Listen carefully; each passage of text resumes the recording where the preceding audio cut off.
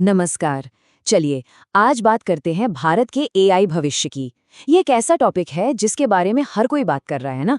तो आज हम समझेंगे कि भारत की जो अगली बड़ी टेक्नोलॉजी की क्रांति आने वाली है, उसे कौन आगे बढ़ाएगा, उसमें क्या होगा और वो कैसे होगा। तो चलिए सीधे एक बहुत ही जरूरी सवाल से शुरू करते हैं। एक ऐसा सवाल जिसका हम सब सामना करते हैं जो भी ऑनलाइन है। क्या इंटरनेट पर गुमनाम रहते हुए भी सुरक्षित रहा जा सकता है? ये हमारी प्राइवेसी और हमारी सेफ्टी के बीच का एक बड़ा कंफ्यूजन है। तो सबसे पहले इसी पहेली को समझते हैं, गुमनामी या सुरक्षा, क्योंकि इसके दो पहलू हैं, एक अच्छा और एक उतना अच्छा नहीं। अब देखिए, एक तरफ तो यही गुमनामी मतलब एनोनिमिटी, ट्रोल्स और परेशान करने वालों के लिए एक हथियार बन जाती है ना। लेकिन सिक्के का दूसरा पहलू भी है। यही गुमनामी उन लोगों के लिए एक लाइफलाइन है जो शायद अपनी पहचान बताए बिना मदद मांगना चाहते हैं, जैसे मेंटल हेल्थ के लिए। तो ये एक बहुत ही नाजुक बैलेंस है। तो असली चैलेंज ये नहीं है कि इन दोनों में से किसी एक को चुने, नहीं। असली चुनौती है एक ऐसा सिस्टम बनाना, एक ऐसा तरीका खोजना जहां सुरक्षा और गुमनामी दोनों एक साथ चल सकें। और जानते हैं, यहीं पर एआई एक बहुत ही जरूरी रोल निभा सकता है। और पता है, यही चुनौती भारत के लिए एक जबरदस्त मौके का दरवाजा खोलती है। और वो मौका है भारत का अपना एआई। जरा सोच कर देखिए, एक ऐसा एआई जो सिर्फ मेड इन इंडिया ना हो, बल्कि मेड फॉर इंडिया हो।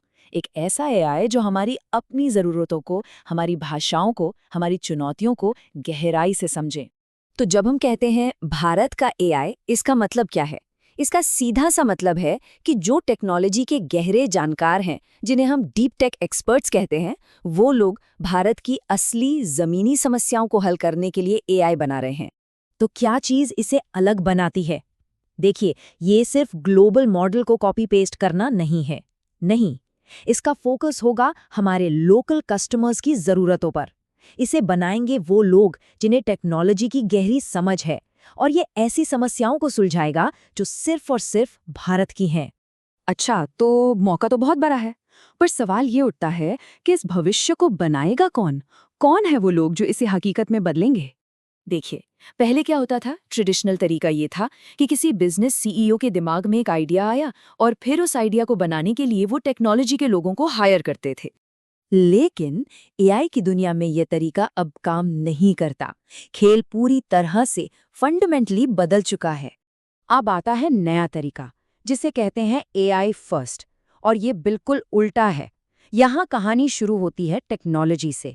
मतलब टेक एक्सपर्ट्स पहले कुछ नया, कुछ पावरफुल बनाते हैं, और फिर वो उस टेक्नोलॉजी के लिए सही बिजनेस प्रॉब्लम ढूंढते हैं। तो पहले सॉल्यूशन, फिर प्रॉब्लम।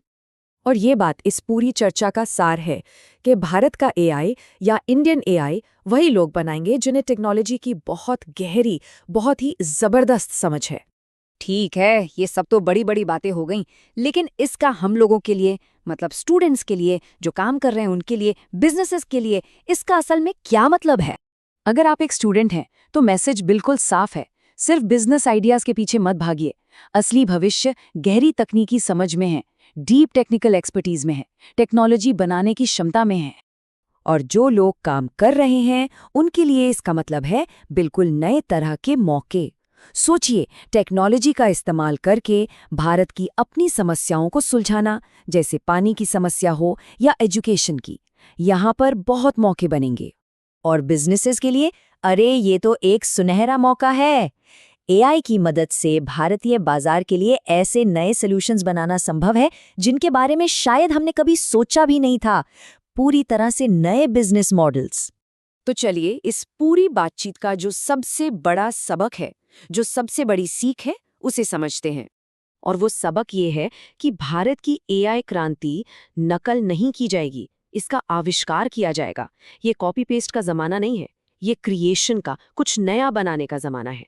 मतलब असली मौका उन टेक फॉरवर्ड क्रिएटर्स के पास है, वो लोग जो टेक्नोलॉजी को आगे रखते हैं और भारत की मुश्किलों के लिए यूनिक, अनोखे समाधान बनाते हैं।